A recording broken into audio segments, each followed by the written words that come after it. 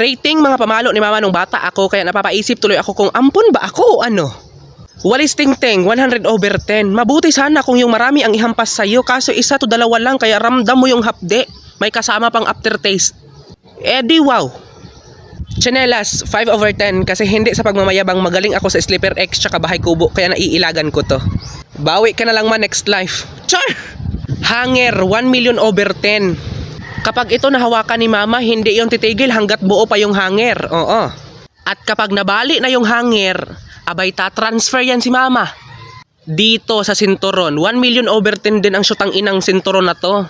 Kaya nung bata ako, kapag nagagalit si mama, nagdadasal ako na wag hanger yung mahawakan kasi connected yan sa sinturon. Oo. Ang sarap talaga dun magsulat ng letter tapos ipadala sa MMK.